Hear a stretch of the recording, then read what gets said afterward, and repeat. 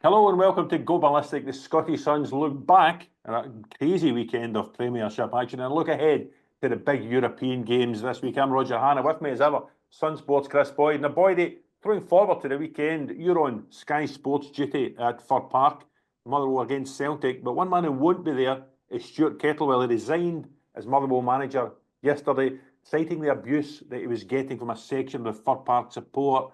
His family couldn't go to games anymore. How bad must things be when a manager's walking away from his job? Very, very. I think it seems to be the end thing right now, where we live in a world that social media is more or less running it, and everybody thinks that's a place to voice their frustration. And I get the fact that, look, if you're a manager and you're a player and you're in a game of football, you're always going to get criticised. You are. That's just the nature of it. I'm not saying it's right, but that's just the nature of it. We've seen people in stadiums for years hurling abuse at players and officials and managers and coaches, and that is always going to be the case. We've actually seen fans argue with each another in stands, but that is just what happens. When you get in a football stadium. But what I will add to it, Roger, is that. And I'm not saying that's right, by the way, but that it just seems to be the norm. But I think what's happening now is because of social media and everybody can see, what's going on in everybody else's life, and they feel as if it's just a tool to go and abuse people, and that is basically it. That some of the abuse that people get, messages from some, and I mean, listen, I get it. I've had it myself. Maybe I should be more vocal on it, but I don't. For me, it's water off a duck's back, and I'm not saying the way I handle it is right either. Other people deal with things differently, and Stuart Kettlewell has had enough. But there is this idea that people can just go onto social media and write whatever they want without any consequences. And I've said it before. It's having a massive impact in society in terms of mental health. It's having a mental health. It's having a massive impact on human beings. And you just wonder what goes through some people's minds when they sit there and write a message and then send it. I mean, it's absolutely it's beggars belief to think that you. But the thing is, Roger, they will continue to do it because they're getting away with it. Yeah. No, what's happened is what has happened now is if you go back years ago and you were hurling abuse at someone in the street, or you punched someone in the street or whatever, you were getting dealt with the police. Now all of a sudden there's nothing getting done because it's just a message that's been sent. Oh, it's just an Instagram post. Oh, it's just a Twitter. It's just replying to a story. Everybody thinks they can sit and say whatever they want, or send out X, whatever it's called now, send out posts. But it's actually having, if you think back to society, Roger, if you're in an area where people are hurling abuse at you, or you feel as if you're endangered, you take yourself away from it. If you are on social media, and why should you come off something you might enjoy because someone or people are hurling abuse at you, sending messages, everything? Why should you be punished because the people that are sending it are the ones who are in the wrong? So I really don't get some people's actions. I really don't, and it's about high time someone done something about it. The hierarchy, yeah. And I mean, the government really need to step in, and these social media companies and everything else that comes along with it, they really, really, really need to start clamping down this, because it's happening too often. You look at even the officials in England as well, what's happened over the past. Listen, nobody goes out to have a bad game. Nobody goes out to make a bad decision. It happens sometimes. You might have other things going on in your life that people don't know about, and they continue to send these messages. Back to the main point in terms of Stuart Kettlewell. Listen, in terms of his team, it wasn't really happening for them. They've lost back-to-back games against St Johnstone, which would be worrying as well. But it doesn't matter in terms of how the team's performing.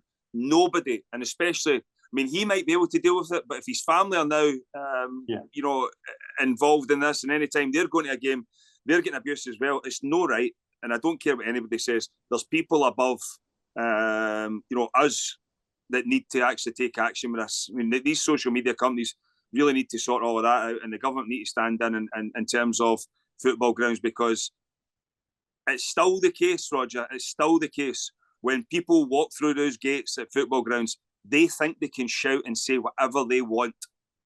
It's going back to the 60s and 70s, 80s. Like, the great piece by Bill Leckie in the paper this morning about it. I mean, what would happen if Stuart Kettlewell went to their work and started shouting abuse at them at their work? How would they like that? And also, Motherwell, I'm told, have the 10th largest budget in the Premiership. They're sitting 5th this morning. They've been to a Hampden semi-final. When Stuart Kettlewell took charge, they'd just been knocked out of the Scottish Cup and were bottom of the league and look as if they were going to be relegated. He's developed Lennon Miller. He's developed Ewan Wilson. They're selling players. There's more players there they can sell. They're above Hibs. They're above Hearts. Where do these Motherwell fans think Motherwell should be positioned in Scottish football? And what happens to Stuart Kettlewell's successor if somehow, dreadfully, they fall to 7th? What kind of sticks are you going to get from the Motherwell punters? No, I know, and listen, I think everything you've said there is correct. You look at Motherwell fans, and I mean, they had a period where they were up the top challenger under Stuart McCall, and then obviously, but that's what's going to happen with clubs like Motherwell. And no, it's no disrespect for them. You might have one good season where you're really good, then you're going to drop off, then you can come back up, then you'll drop off because you might sell a couple of players. You're going to have time to bring youngsters in. There needs to be a realisation that these guys are out there doing their best. And as you say, there's a lot of good things that Stuart Kettlewell has done for Motherwell Football Club. A lot. Far outweighs the negatives. And there's one thing I will say, Roger, and this is true. You're not in control of results as a football manager. You're not in control because you've got another team that are fighting against you to stop you from winning those games. You're not in control of them. What you are in control of is making the environment, the working environment that you are in charge of, better. And the question is, has Stuart Kettlewell made the Motherwell working environment better? 100%. And of course, I mean, the players were shocked and stunned yesterday. I spoke to some of the players, knew nothing about it. They were absolutely shattered by it. Look at the injuries as well. Without 9 or 10 players, his goalkeeper, Aston Oxford, out. His captain and centre-half, Paul McGinn, out. His best player, Lennon Miller, out. His most expensive striker, Apostolos Stamatolopoulos, out. I'm glad you said that. Motherwell fans complaining about the style of football. I'm 53. I never remember a Motherwell reserve team playing like the 1970 Brazil World Cup winners. You play and deal with what you've got. And he's taken effectively a Motherwell reserve team to 5th place in the Premiership. Yeah, I mean, I think when you look at Motherwell, they're in a bad run right now. But I think that would be short term just to look at that. That there is other clubs within the league that have got far bigger problems than what Motherwell have right now. Aberdeen to for one. But I look at Motherwell, and that there needs to be a sense of realisation of what they are, where they are, and what their achievement is. If they can get top 6, it's an unbelievable achievement. You said they're probably on the verge of beating, if not equaling, definitely their transfer record with Lennon Miller when he goes. That's because Stuart Kettlewell showed faith in him and gave him a run of games. It has not been good enough, in recent weeks on the pitch. I think and this would probably be telling, Roger, when the Scottish Cup game comes around and all of a sudden there's this big, it's the Scottish Cup and we want to have a following behind us, when there is just under 2,000 Motherwell fans go to an away game, it doesn't happen. It doesn't happen, which tells me a lot of them have went for a day out. And probably vented the frustration, because this is when it started to really turn. The back-to-back games against St Johnstone that you've lost, people have been asking questions then, but a lot of the negativity came from the Cup game. There's a lot of Motherwell would be in a far, far better place if those fans backed them to that level every single week. That's just a fact. Yeah. So, I mean, they moan about everything, but there's a lot of the fans won't be helping to what is actually going on at Motherwell right now. And I'll say it again, Stuart Kettlewell is not in charge of results, and he can't control them, but he can make Motherwell Football Club a better place, and he's definitely done that. 100%. We're talking about people who would be at Fir Park on Sunday. They include Kyogo Furuhashi, now a Rennes player, but someone who will be is Jota, back from Rennes to Celtic. It's one of the more unusual transfer moves. David Friel broke the story in Sunsport Online last Wednesday night. What do you make of Kyogo out, Jota, and your column in the Scottish Sun a couple of weeks ago warned Celtic they needed to be a bit careful about considering a sale of Kyogo, but they've gone through with it. Yeah, I mean, look, I think, Adam Ida's not performing right now. You've got Maeda who can play as that central striker. I think probably that will happen. He obviously can't. Well, Jota can't play on Wednesday night, and Maeda can't play either. Brendan Rodgers has got a few decisions to make there. But in terms of next week, you would expect Maeda to go through the middle, and that is if Jota's up to speed, because he's not played a lot of football. But I mean, by looking at him, he does look as if he's fit and ready to go. So I would imagine, because I don't think that the Jota on the left and Maeda on the right, or Maeda on the left and Jota on the right, it didn't work. For Ange Postecoglou either. I mean, sorry, it did work, but it wasn't as fluent as what it was. When both of them were, one was out the team.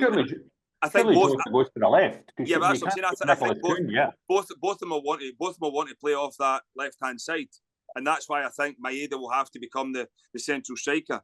Does that mean, Boydie? Does that mean they don't need to sign another striker? If you're now looking, if they look at wingers, and there's Kuhn and there's Jota and there's Forrest and there's Zhang and Palmer's still in the building just now, is Maeda now the replacement for Kyogo? And that means Celtic don't need to go and sign say Matthias Kvistgarden from Brøndby. I think it's an option, and it's a very good option at that.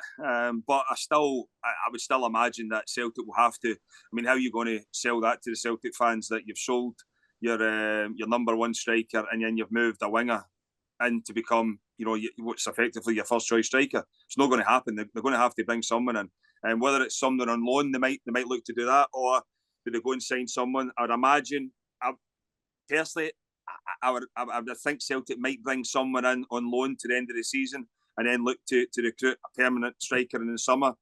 Just because it's a lot of money to do it right now. Sometimes you end up paying over the odds. It's probably better to try and get deals done in the summer. Our teams know exactly where they're at and what they're going to do with their own budgets. So I mean, Celtic have got the money to go and spend it, but the last thing they will want to do is just go and pay another 2-3 million on top of something to get someone in, just for the sake of it. As I said, I think they'll go down the loan route, probably bring someone else in, and Maeda is there as an option. Would it be different if they were just a point ahead of Rangers? Would they be more likely? If they're a point ahead of Rangers, Kyogo's not sold. Yeah. If they're a point ahead of Rangers, Kyogo's not sold. I think we touched on that a few weeks ago in the column as well regarding the decision to let him go. Would because Celtic are so many points ahead, it's probably they've looked at it and said, he's going to be 30-year-old, or he is 30-year-old now. Listen, he has picked up some injuries as well. His shoulder would be a concern. We've seen him missing a few games for that as well. And having signed, what was it, £4.5 million? You get £10 million for him. You've got 3.5. You've had 3.5 years of unbelievable service, I will say. Big goals, big games. 85 goals. I mean, it's 85 goals. It's a good return. It's a very good return, and you can see why Celtic have said, right, okay, in terms of the money we're receiving, it appeals to them to do it. But I just always think when you've got a goal scorer and someone who contributes so much to the team, especially January time, I mean, Celtic fans, will they be thinking, you look at, they've got Aston Villa during the week, but you look at the next round, Celtic fans will surely be sitting and think to themselves, we've got a chance of going through here. Would they have had a better chance of going through with Kyogo in the team? 100%. They're going to have to move, players around, and if they get someone in on loan, then that might be the market to go. But as I said, for me, I can understand why Celtic have done it, but I wouldn't have.